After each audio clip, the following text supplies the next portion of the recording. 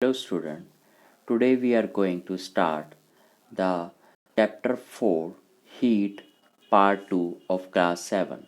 In the part 1 we have studied about the definition of heat, various types of how the heat is measured, है ना? How the heat is measured. There are two different measured in thermometer, and there are two types of thermometer: clinical thermometer and the laboratory thermometer. Now in this video we will discuss about the how the transfer of heat take place. And ਇਸ part ਦੇ video ਦੇ ਵਿੱਚ ਅਸੀਂ ਆ ਦੇਖਾਂਗੇ ਕਿ ਤਾਪ ਕਿਸ ਤਰ੍ਹਾਂ ਇੱਕ ਜਗ੍ਹਾ ਤੋਂ ਦੂਸਰੀ ਜਗ੍ਹਾ ਸਥਾਨਾਂਤਰਿਤ ਹੁੰਦਾ ਹੈ। ਚਲੋ ਬੱਚੋ ਆਪਾਂ ਵੀਡੀਓ ਸ਼ੁਰੂ ਕਰਦੇ ਹਾਂ। ਸਭ ਤੋਂ ਪਹਿਲਾਂ transfer of heat. Heat flow from a body at a higher temperature to a body at a lower temperature. This is called the transfer of a heat. ਜਦੋਂ ਤਾਪ ਵਧੇਰੇ ਤਾਪਮਾਨ ਵਾਲੀ ਵਸਤੂ ਤੋਂ ਘੱਟ ਤਾਪਮਾਨ ਵਾਲੀ ਵਸਤੂ ਵੱਲ ਸਥਾਨਾਂਤਰਿਤ ਹੁੰਦਾ ਹੈ ਤੇ ਇਸ ਨੂੰ ਤਾਪ ਦਾ ਸਥਾਨਾਂਤਰਣ ਕਿਹਾ ਜਾਂਦਾ ਹੈ। ਹੀਟ ਬੱਚੋ ਜਦੋਂ ਹੀਟ ਹੈਗੀ ਹੈ ਜੇ ਤਾਪ ਹੈਗਾ ਉਹ ਹਮੇਸ਼ਾ ਹੌਟਰ ਬੋਡੀ ਤੋਂ ਗਰਮ ਵਸਤੂ ਤੋਂ ਠੰਡੀ ਵਸਤੂ ਦੇ ਵੱਲ ਹੀ ਜਾਂਦਾ ਹੈ। ਇਸ ਨੂੰ ਹੀ ਤਾਪ ਦਾ ਸਥਾਨਾਂਤਰਣ ਕਿਹਾ ਜਾਂ ਟ੍ਰਾਂਸਫਰ ਆਫ ਹੀਟ ਇਜ਼ ਕਿਹਾ ਜਾਂਦਾ ਹੈ। There are three different ways in which the transfer of heat take place. First is condension, ਜਿਹਨੂੰ ਪੰਜਾਬੀ 'ਚ ਚਾਲਨ ਕਹਿੰਦੇ ਹੈ।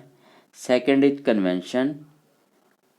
Third is radiation, ਜਿਹਨੂੰ ਪੰਜਾਬੀ 'ਚ ਵਿਕਰਣ ਕਹਿੰਦੇ ਹਨ। Next ਹੁਣ ਆਪਾਂ ਅੱਗੇ Now let us start. The first way of transfer of heat is called the condension. In it, condension is the process by which heat is transferred in solid from the hotter end to the colder end. ਇਸ ਵਿਧੀ ਵਿੱਚ ਤਾਪ ਦਾ ਵਹਾਅ ਪਦਾਰਥ ਦੇ ਗਰਮ ਭਾਗ ਤੋਂ ਠੰਡੇ ਭਾਗ ਵੱਲ ਪਦਾਰਥ ਦੇ ਕਣਾਂ ਦੀ ਗਤੀ ਤੋਂ ਬਿਨਾਂ ਹੁੰਦਾ ਹੈ। ਇਸ ਵਿਧੀ ਦੁਆਰਾ ਠੋਸ ਪਦਾਰਥ ਹੀ ਇਕੱਲੇ ਗਰਮ ਹੁੰਦੇ ਹਨ। This method is applied only to the solid objects. ਕੰਡੈਂਸ਼ਨ ਨੂੰ ਸਮਝਣ ਲਈ ਜਾਂ ਚਾਲਨ ਨੂੰ ਸਮਝਣ ਲਈ ਬੱਚੋ ਆਪਾਂ ਇੱਕ ਐਕਟੀਵਿਟੀ ਕਰਕੇ ਦੇਖਦੇ ਹਾਂ। Let us try to do this activity. Take an iron or an aluminum rod or strip, fix a few pieces of equal wax on at equal distance. Clamp the rod to a stand, heat the other part end of the rod. The wax pieces begin to melt and fall down from the heat end. This shows that heat is transferred from hotter end to the colder end by condension. ਬੱਚਿਓ ਇਸ ਦੇ ਲਈ ਇਸ ਕਿਰਿਆਵਾਂ ਨੂੰ ਕਰਨ ਲਈ ਆਪਾਂ ਇੱਕ ਲੋਹੇ ਦੀ ਸਟ੍ਰਿਪ ਲਵਾਂਗੇ। ਲੋਹੇ ਦੀ ਸਟ੍ਰਿਪ 'ਤੇ ਮੋਮ ਦੇ ਕੁਝ ਪੀਸਿਸ ਬਰਾਬਰ ਇਕੁਅਲ ਡਿਸਟੈਂਸ 'ਤੇ ਲਾ ਦੇਵਾਂਗੇ।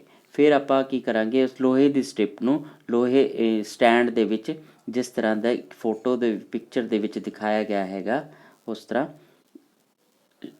ਕਲਿੱਪ ਕਰ ਦਾਂਗੇ। ਉਸ ਤਰ੍ਹਾਂ ਹੀ ਉਹਨੂੰ ਦਿਖਾ ਦਾਂਗੇ ਕਿ ਫਿਰ ਕੀ ਕਰਾਂਗੇ ਇਹ ਦੂਜਾ ਐਂਡ ਨੂੰ ਜਿਹੜਾ ਦੂਸਰਾ ਹਿੱਸਾ ਹੋਏਗਾ ਲੋਹੇ ਦੀ ਸਟ੍ਰਿਪਸ ਆ ਉਸ ਨੂੰ ਗਰਮ ਕਰਾਂਗੇ। ਆਪਾਂ ਕੁਝ ਸਮੇਂ ਬਾਅਦ ਦੇਖਾਂਗੇ ਕਿ ਜਿਹੜੇ ਲੋਹੇ ਮੋਮ ਦੇ ਜਿਹੜੇ ਪੀਸਿਸ ਸੀਗੇ ਉਹ ਪਿਘਲਣ ਕੇ ਥੱਲੇ ਨੂੰ ਡਿੱਗਣ ਲੱਗ ਪਏ ਹੈਗੇ। ਇਸ ਤੋਂ ਆਪਾਂ ਨੂੰ ਪਤਾ ਲੱਗ ਜਾਂਦਾ ਹੈ ਕਿ ਜਿਹੜਾ ਹੀਟ ਹੈਗੀ ਹੈ ਜਿਹੜਾ ਤਾਪ ਹੈਗਾ ਗਰਮ ਪਾਸੇ ਤੋਂ ਹੁੰਦਾ ਹੋਇਆ ਠੰਡੇ ਪਾਸੇ ਵੱਲ ਜਾ ਰਿਹਾ ਹੈ। The heat is transferred from the hotter part to the colder part of the strip. This process is called the condension. This process is called the condension. Now next we will study about the condension in the characteristic of conduction, ਚਾਲਨ ਦੀ ਕੁਝ ਲੱਛਣ ਜਾਂ ਚਾਲਣ ਦੇ ਕੁਝ ਚਾਲਣ ਵਿਧੀ ਦੇ ਕੁਝ ਵਿਸ਼ੇਸ਼ਤਾਵਾਂ। Transfer of a first we will read. First point is transfer of heat through the direct contact. ਚਾਲਣ ਦਾ ਜਿਹੜਾ ਕੰਡੈਂਸ਼ਨ ਜਿਹੜੀ ਹੈਗੀ ਤਾਂ ਹੀ ਹੋਏਗੀ ਜੇ ਕਿਸੇ ਸਿੱਧੇ ਸੰਪਰਕ ਵਿੱਚ ਰਹੇਗੀ ਹੈ, ਕਿ ਜਦੋਂ ਬੋਡੀ ਇੱਕ ਦੂਜੇ ਦੇ ਜਾਂ ਵਸਤੂ ਇੱਕ ਦੂਜੇ ਦੇ ਸੰਪਰਕ ਵਿੱਚ ਆਏਗੀ ਤਾਂ ਹੀ ਚਾਲਣ ਰਾਹੀਂ ਜਿਹੜਾ ਹੀਟ ਹੈਗੀ ਹੈ ਟ੍ਰਾਂਸਫਰ ਹੋਏਗੀ। occurs, second point, occurs anytime object at different temperature are touching each other। ਇਸ ਲਈ ਇਹ ਬਹੁਤ ਜ਼ਿਆਦਾ ਜ਼ਰੂਰੀ ਹੈ ਕਿ ਜਿਹੜੀ ਦੋ ਵਸਤੂ ਆਪਸ ਵਿੱਚ ਸੰਪਰਕ ਵਿੱਚ ਆ ਰਹੇ ਆ ਉਹਨਾਂ ਦਾ ਬੋਡੀ ਦਾ ਉਹਨਾਂ ਦਾ ਤਾਪਮਾਨ ਵੱਖਰਾ ਵੱਖਰਾ ਹੋਣਾ ਚਾਹੀਦਾ ਹੈਗਾ। there is a temperature difference between those two body। third point is as long as the object are in contact, transfer of heat will be continue until the temperature of the object is the same। ਜਦ ਤੱਕ object ਜਾਂ ਵਸਤੂਆਂ ਇੱਕ contact ਵਿੱਚ ਰਹਿਣਗੀਆਂ ਤਦ ਤੱਕ ਵਸਤੂਆਂ ਕੰਟੈਕਟ ਵਿੱਚ ਰਹਿਣਗੇ ਤਦ ਤੱਕ ਹੀ transfer of heat will be take place.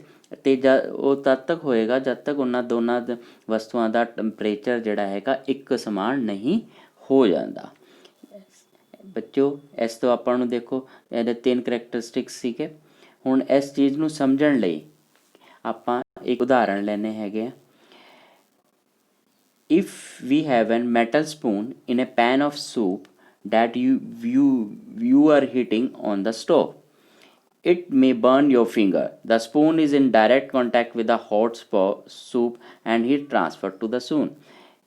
ਜਿਵੇਂ ਕਿ ਬੱਚੋ ਫੋਟੋ ਵਿੱਚ ਦਿਖ ਰਿਹਾ, ਪਿਕਚਰ ਦੇ ਵਿੱਚ ਦਿਖ ਰਿਹਾ ਹੈਗਾ ਕਿ ਆਪ ਇੱਕ ਮੈਟਲ ਦਾ ਚਮਚ ਲਵਾਂਗੇ, ਉਸ ਚਮਚ ਨੂੰ ਇੱਕ ਪੈਨ ਦੇ ਵਿੱਚ ਪਾਵਾਂਗੇ ਅਤੇ ਉਸ ਪੈਨ ਨੂੰ ਜਦੋਂ ਆਪਾਂ ਹੀਟ ਦੇ ਉੱਤੇ ਰੱਖ ਕੇ ਗੈਸ ਦੇ ਉੱਤੇ ਰੱਖ ਕੇ ਗਰਮ ਕਰਾਂਗੇ ਅਤੇ ਆਪਾਂ ਦੇਖਾਂਗੇ ਕਿ ਕੁਝ ਸਮੇਂ ਬਾਅਦ ਕੀ ਹੋਏਗਾ, ਜਿਹੜੀ ਉਹ ਹੀਟ ਹੈਗੀ ਹੈ, ਜਿਹੜਾ ਉਹ ਤਾਪ ਹੈਗਾ ਉਹ ਚਮਚ ਦੇ ਨੂੰ ਵੀ ਗਰਮ ਕਰ ਦੇਗਾ। ਕਿ ਇਹਦਾ ਮਤਲਬ ਹੈ ਕਿ ਜਿਹੜਾ ਹੀਟ ਹੈਗੀ ਉਹ ਪੈਨ ਤੋਂ ਹੁੰਦੀ ਹੋਈ ਹੈ ਨਾ ਚਮਚ ਤੱਕ ਪਹੁੰਚ ਜਾਂਦੀ ਹੈ, ਕਿਉਂਕਿ ਇਹ ਦੋਨੋਂ ਇੱਕ ਦੂਜੇ ਕੰਟੈਕਟ ਹੁੰਦੇ ਆ। ਜੋ ਆਪਾਂ ਘਰਾਂ ਦੇ ਵਿੱਚ ਪੈਨ ਇਸਤੇਮਾਲ ਕਰਦੇ ਹਾਂ, ਕੜਛੀ ਜਿਹਨੂੰ ਆਪਾਂ ਪੰਜਾਬੀ 'ਚ ਕੜਛੀ ਕਹਿੰਦੇ ਹੈਗੇ ਇਸਤੇਮਾਲ ਕਰਦੇ ਹਾਂ, ਉਹ ਦੇਖਦੇ ਹਾਂ ਨਾ ਕਿ ਕੜਛੀ ਕਈ ਵਾਰੀ ਭਾਂਡੇ ਦੇ ਵਿੱਚ ਰੱਖੀ ਹੁੰਦੀ ਹੈ ਅਤੇ ਉਹਨੂੰ ਗੈਸ ਉੱਤੇ ਰੱਖਿਆ ਹੁੰਦਾ ਤਾਂ ਕੜਛੀ ਇੱਕਦਮ ਗਰਮ ਹੋ ਜਾਂਦੀ ਹੈ। ਇਸ ਲਈ ਉਹ ਕੜਛੀ ਦੇ ਉੱਤੇ ਆਪਾਂ ਕੀ ਕਰਦੇ ਹੁੰਦੇ, ਪਲਾਸਟਿਕ ਦੇ ਮੁੱਠੇ ਲਾਏ ਜਾਂਦੇ ਆ, ਕਵਰਡ ਵਿਦ ਪਲਾਸਟਿਕ ਪਲਾਸਟਿਕ ਦੇ ਮੁੱਠੇ ਲਾਏ ਜਾਂਦੇ ਹੈ ਤਾਂ ਕਿ ਉਹ ਆਪਾਂ ਨੂੰ ਗਰਮੀ ਮਹਿਸੂਸ ਨਾ ਹੋ, ਹੈ ਨਾ। ਇਸ ਚੀਜ਼ ਨੂੰ ਹੀ ਦੇਖਦੇ ਹੋਏ ਆਪਾਂ ਨੋਟ ਕਰਾਂਗੇ ਜਿਹੜੇ ਪਲਾਸਟਿਕ ਦੇ ਮੁੱਠੇ ਜਾਂ ਰਬੜ ਦੇ ਮੁੱਠੇ ਲਾਏ ਜਾਂਦੇ ਹੈ ਕਿ ਕਵਰਡ ਉਹਦੀ ਲਿਡ ਨੂੰ ਕਵਰ ਕਰਕੇ ਤਾਂ ਕਿ ਉਹ ਗਰਮ ਨਾ ਹੋ, ਹੈ ਨਾ। ਅਤੇ ਇਸ ਦਾ ਮਤਲਬ ਇਹ ਹੈ ਕਿ ਜਿਹੜਾ ਲਿਡ ਹੈਗਾ ਉਹ ਪਲਾਸਟਿਕ ਹੈਗੀ ਆ ਉਹ ਤਾਪ ਦਾ ਸੰਚਾਰਨ ਨਹੀਂ ਕਰਦੀ। ਇਸ ਟੋਪਿਕ ਨੂੰ ਹੁਣ ਕਲੀਅਰ ਕਰਨ ਲਈ ਆਪਾਂ ਨੂੰ 2 ਚੀਜ਼ਾਂ ਹੋਰ ਅੱਗੇ ਨਵੀਆਂ terms ਪੜ੍ਹਾਂਗੇ।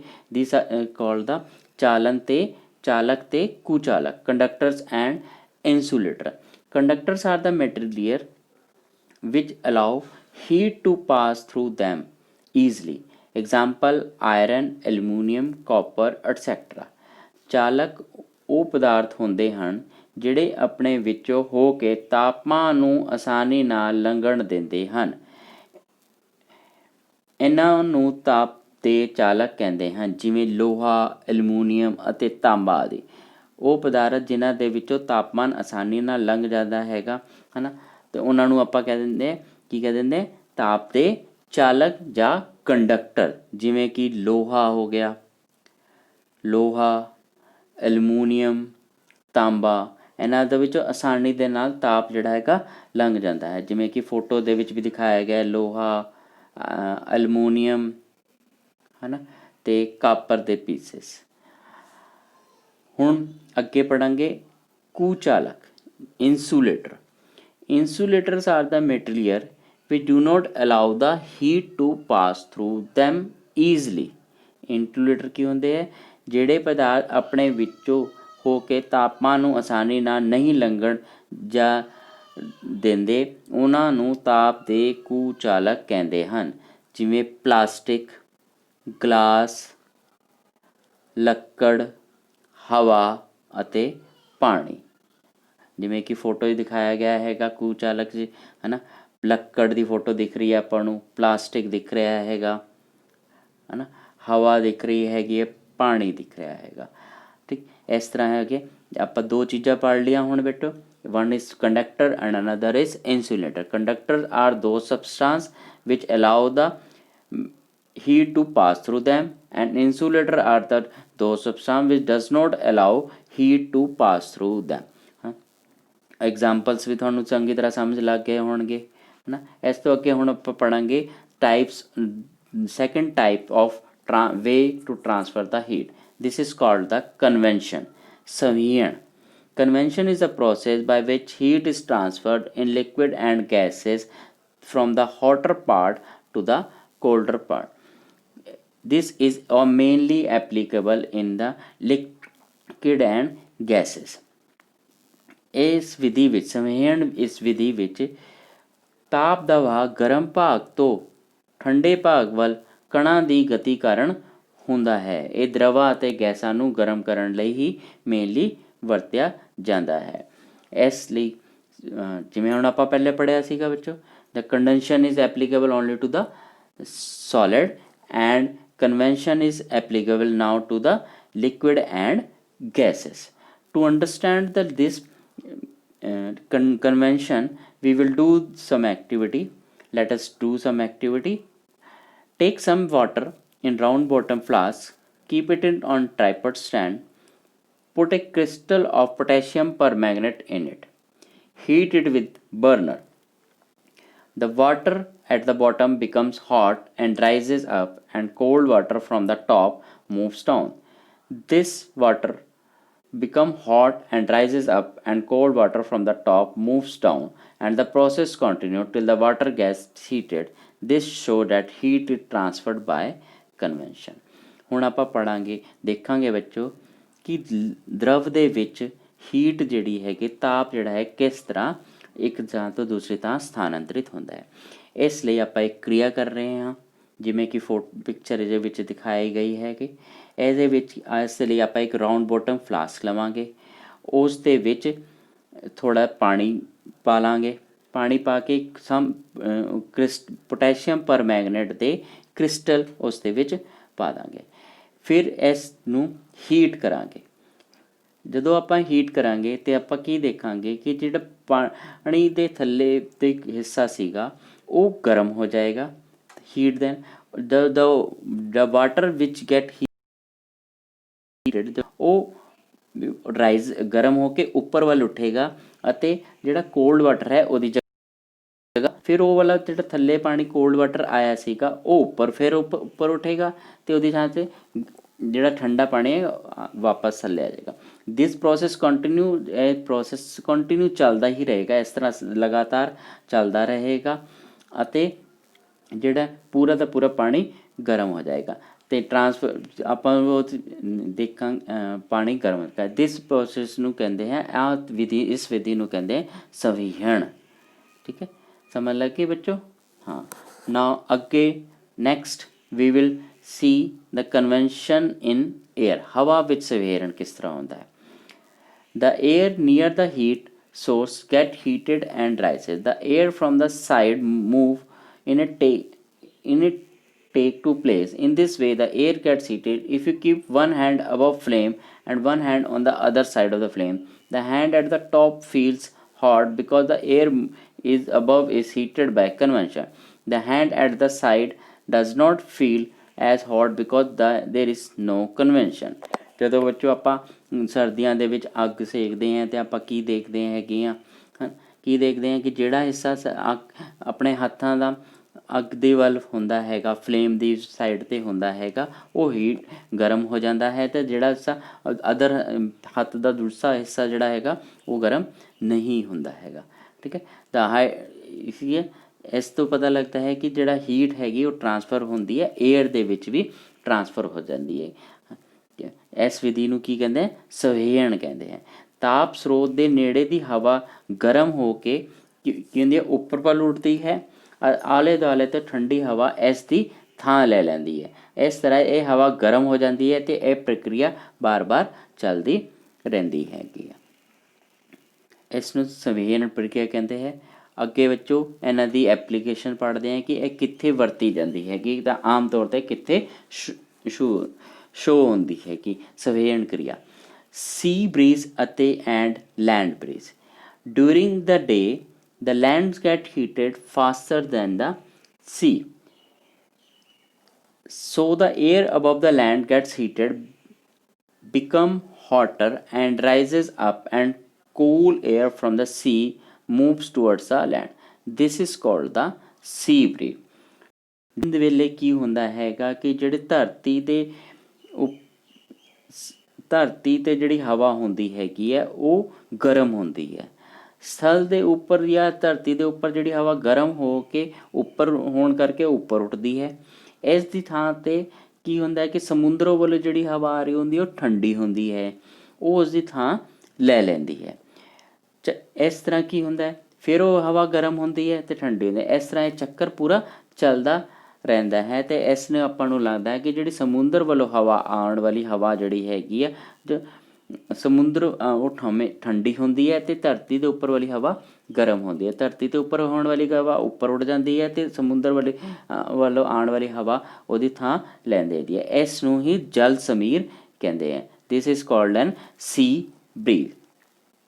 Okay, next is in what we in the land breeze. Land breeze ਕੀ ਹੁੰਦਾ ਹੈ, ਰਾਤ ਦੇ ਸਮੇਂ ਇਹ ਰਾਤ ਦੇ ਸਮੇਂ ਹੁੰਦਾ ਹੈ। ਰਾਤ ਵੇਲੇ ਕੀ ਹੁੰਦਾ ਹੈ, ਉਹ ਜਿਹੜੀ ਉੱਪਰ ਕਿਰਿਆ ਆਪਾਂ ਸੀ ਬਰੀਜ਼ ਵਾਲੀ ਕਰੀ ਸੀ ਉਸ ਦੇ ਬਿਲਕੁਲ ਉਲਟੋ ਕਿਰਿਆ ਹੁੰਦੀ ਹੈਗੀ ਹੈ। ਸਮੁੰਦਰ ਦਾ ਪਾਣੀ ਸਥਲ ਨਾਲੋਂ ਹੌਲੀ ਗਤੀ ਨਾਲ ਠੰਡਾ ਹੋ ਜਾਂਦਾ ਹੈ। ਠੀਕ ਹੈ, ਇਸ ਲਈ ਸਥਲ ਵੱਲੋਂ ਠੰਡੀ ਹਵਾ ਜਿਹੜੀ ਹੈਗੀ ਸਮੁੰਦਰ ਵੱਲ ਵਹਿਣ ਲੱਗ ਜਾਂਦੀ ਹੈ। ਇਸ ਨੂੰ ਕੀ ਕਹਿੰਦੇ ਆ ਫਿਰ, ਥਲ ਸਮੀਰ ਕਹਿੰਦੇ।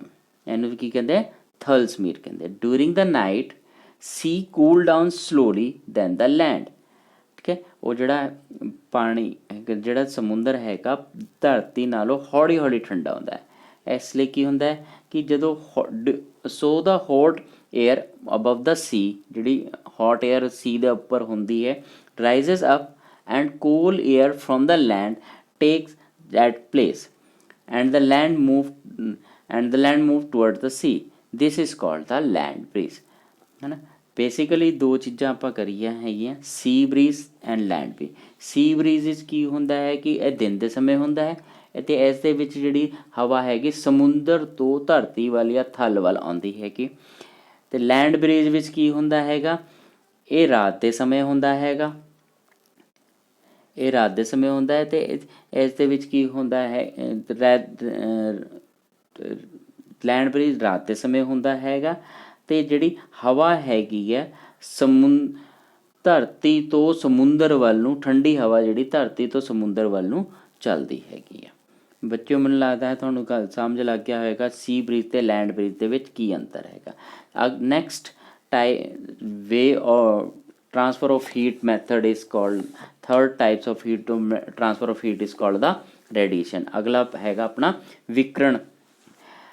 ਵਿਕਰਣ ਦੇ ਵਿੱਚ radiation is a process by which heat is transferred from one place to another with the help of any medium. The heat from the sun reaches the earth by the radiation ਦਾ ਸਭ ਤੋਂ ਸੌਖਾ ਉਦਾਹਰਣ ਤਾਂ ਬੱਚਿਓ ਇਹ ਹੈਗਾ ਕਿ ਜਿਹੜੇ ਆਪਾਂ ਨੂੰ ਸੂਰਜ ਦੀ ਰੋਸ਼ਨੀ ਸਿੱਧੀ ਆਪਣੇ ਕੋਲ ਆਉਂਦੀ ਹੈਗੀ ਹੈ ਨਾ। ਇਹ ਕਿਹਦੇ ਥਰੂ ਆਉਂਦੀ ਹੈ, ਉਹ ਮੀਡੀਅਮ ਦੇ ਥਰੂ ਆਉਂਦੀ ਹੈ, ਹਵਾ ਦੇ ਥਰੂ ਆਉਂਦੀ ਹੈ। ਕਿਹੜਾ ਮੀਡੀਅਮ ਹੁੰਦਾ, ਹਵਾ। ਇਸ ਵਿਧੀ ਵਿੱਚ ਸਿੱਧੇ ਹੀ ਗਰਮ ਵਸਤੂ ਸਰੋਤ ਤੋਂ ਦੂਸਰੀ ਠੰਡੀ ਵਸਤੂ ਵੱਲ ਵਹਾਅ ਕਰਦੀ ਹੈ। ਇਸ ਪ੍ਰਕਿਰਿਆ ਵਿੱਚ ਕਿਸੇ ਮਾਧਿਅਮ ਦੀ ਲੋੜ ਨਹੀਂ ਹੁੰਦੀ, ਹੈ ਨਾ। ਇਸ ਦੇ ਵਿੱਚ ਕੀ ਹੁੰਦੀ ਹੈ, ਸਿੱਧੇ ਹੀ ਆਪਣੇ ਜਿਵੇਂ ਸੂਰਜ ਤੋਂ ਆਪਾਂ ਨੂੰ ਸਿੱਧੀ ਹੀ ਰੋਸ਼ਨੀ, ਆਪਾਂ ਨੂੰ ਗਰਮੈਸ਼, ਆਪਾਂ ਨੂੰ ਜਿਹੜੀ ਸਿੱਧੀ ਹੀ ਹੀਟ ਜਿਹੜੀ ਹੈਗੀ ਆਪਾਂ ਨੂੰ ਮਿਲ ਜਾਂਦੀ ਹੈ। ਇਸ ਕਿਸੇ ਹੋਰ ਮਾਧਿਅਮ ਦੀ ਲੋੜ ਨਹੀਂ ਹੁੰਦੀ। ਜਦੋਂ ਆਪਾਂ ਅੱਗ ਦੇ ਕੋਲ ਵਿੱਚੋਂ ਬੈਠਦੇ ਹਾਂ, when we sit near a fire we feel warm due to the heat radiated by the fire. All hot body radiate heat। ਜਿਵੇਂ ਆਪਾਂ ਅੱਗ ਦੇ ਕੋਲ ਬੈਠਦੇ ਹੈਗੇ ਹਾਂ ਅਤੇ ਕੀ ਦੇਖਦੇ ਹੈਗੇ ਹਾਂ ਕਿ ਜਿਹੜੀ ਆਪਣੇ ਪੈਰ ਜਿਹੜੇ ਹੈਗੇ ਜਾਂ ਹੱਥ ਹੈ ਇੱਕਦਮ ਆਪਾਂ ਨੂੰ ਗਰਮਾਹਟ ਮਹਿਸੂਸ ਹੋਣ ਲੱਗ ਜਾਂਦੀ ਹੈ। ਦਿਸ ਹੈ ਨਾ, ਇਸ ਕਿਹੜੀ ਵਿਧੀ ਹੁੰਦੀ ਹੈ, this is called the radiation ਔਰ ਦਾ ਵਿਕਰਣ, ਔਰ ਪੰਜਾਬੀ ਦੇ ਵਿੱਚ ਇਸ ਨੂੰ ਵਿਕਰਣ ਕਿਹਾ ਜਾਂਦਾ। Heat from the sun. You can feel the sun warm your skin on a sunny day. This is because the energy causes the particles in your skin to move faster or more heat energy. ਅਸੀਂ ਜਦੋਂ ਧੁੱਪ ਵਿੱਚ ਬਹਿੰਦੇ ਹਾਂ ਤੇ ਸਾਨੂੰ ਗਰਮਾਹਟ ਮਹਿਸੂਸ ਹੁੰਦੀ ਹੈ। ਇਹ ਵਿਕਰਣ ਰਾਹੀਂ ਹੁੰਦੀ ਹੈਗੀ, ਇਹ ਵਿਕਰਣ ਵਿਧੀ ਰਾਹੀਂ ਹੁੰਦੀ ਹੈਗੀ ਹੈ। ਇਹ ਸਾਡੀ ਚਮੜੀ ਨੂੰ ਗਰਮ ਕਰ ਦਿੰਦੀ ਹੈ। ਇਸ ਦੇ ਵਿੱਚ ਕਿਸੇ ਮਾਧਿਅਮ ਦੀ ਲੋੜ ਨਹੀਂ ਹੁੰਦੀ। ਇਹ ਸਿੱਧੀ ਸਰੋਤ ਤੋਂ ਆਪਣੇ ਹੀਟ ਜਿਹੜੀ ਹੈਗੀ, ਜਿਹੜਾ ਤਾਪ ਹੈਗਾ, ਸਥਾਨਾਂਤਰਿਤ ਹੋ ਜਾਂਦਾ ਹੈਗਾ। ਨੈਕਸਟ ਅੱਗੇ ਹੁਣ ਆਪਾਂ ਪੜ੍ਹਦੇ ਹੈਗੇ ਬੱਚੋ। ਹੁਣ ਆਪਾਂ ਸੋਚਦੇ ਹੋਣਗੇ ਕਿ ਸਰਦੀਆਂ ਦੇ ਵਿੱਚ ਅਸੀਂ ਗੂੜੇ ਕੱਪੜੇ ਪਹਿਨਦੇ ਹਾਂ ਅਤੇ ਗਰਮੀਆਂ ਦੇ ਵਿੱਚ ਅਸੀਂ ਕਿਉਂ ਪਹਿਨਦੇ ਹੈਗੇ। ਇਸ ਚੀਜ਼ ਨੂੰ ਆਪਾਂ ਪੜ੍ਹਾਂਗੇ ਹੁਣ। Dark colour surfaces and coloured ਸਰਫੇਸਿਸ।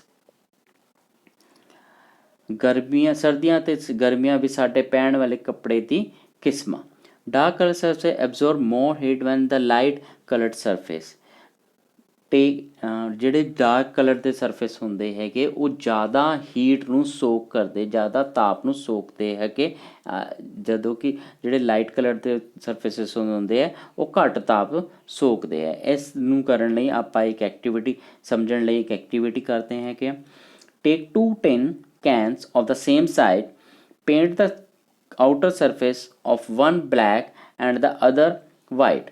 ਦੋ ਟੀਨ ਲੈਂਗੇ ਬਿਲਕੁਲ ਸੇਮ ਸਾਈਜ਼ ਦੇ, ਇੱਕ ਨੂੰ ਆਪਾਂ ਬਲੈਕ ਕਲਰ ਕਰ ਦਾਂਗੇ ਅਤੇ ਇੱਕ ਨੂੰ ਆਪਾਂ ਵਾਈਟ ਕਲਰ ਕਰ।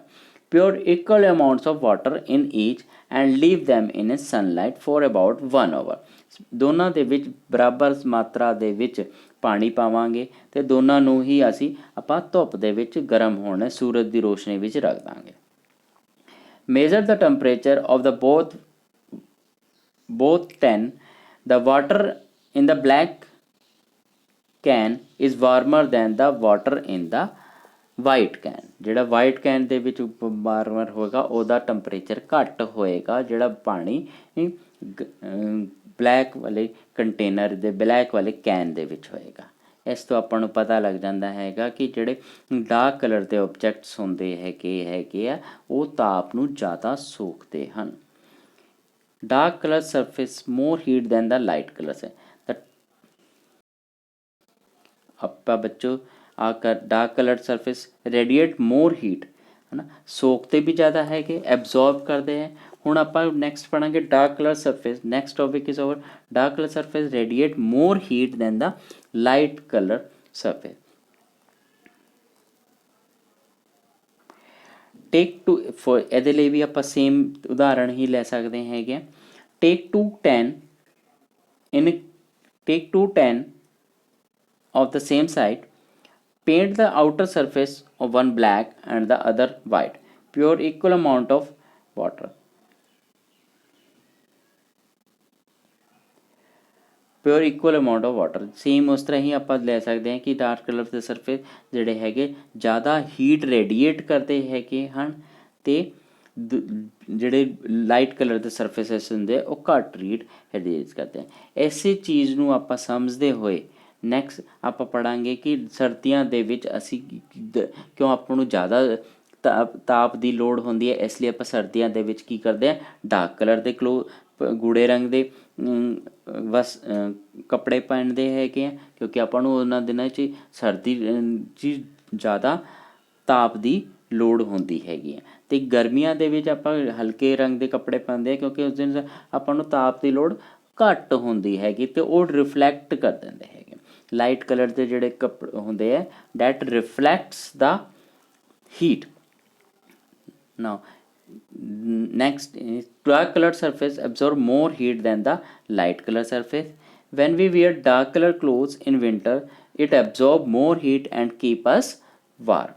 ਠੀਕ ਹੈ, ਗੂੜੇ ਰੰਗ ਦੇ ਕੱਪੜੇ ਹਲਕੇ ਰੰਗ ਦੇ ਕੱਪੜੇ ਦੀ ਤੁਲਨਾ ਵਿੱਚ ਵਧੇਰੇ ਤਾਪ ਸੋਖਦੇ ਹਨ। ਇਸ ਲਈ ਸਰਦੀਆਂ ਵਿੱਚ ਅਸੀਂ ਗੂੜੇ ਰੰਗ ਦੇ ਕੱਪੜੇ ਪਾਉਣਾ ਪਸੰਦ ਕਰਦੇ ਹਾਂ।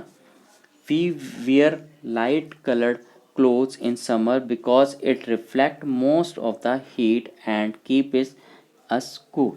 ਹਲਕੇ ਰੰਗ ਦੇ ਕੱਪੜੇ ਤਾਪ ਵਿਕਰਣ ਨੂੰ ਵਧੇਰੇ ਮਾਤਰਾ ਵਿੱਚ ਪਰਿਵਰਤਿਤ ਕਰ ਦਿੰਦੇ ਹਨ। ਇਸ ਲਈ ਗਰਮੀਆਂ ਵਿੱਚ ਸਾਡੇ ਹਲਕੇ ਰੰਗ ਦੇ ਕੱਪੜੇ ਵਧੇਰੇ ਆਰਾਮਦਾਇਕ ਲੱਗਦੇ ਹਨ। ਇਸ ਦੇ ਨਾਲ ਹੀ ਬੱਚਿਓ ਆਪਣਾ ਆਹ ਚੈਪਟਰ ਖਤਮ ਹੁੰਦਾ ਹੈਗਾ। now let us revise what we have studied in this chapter. First, our first point is our senses of touch is not always a reliable guide.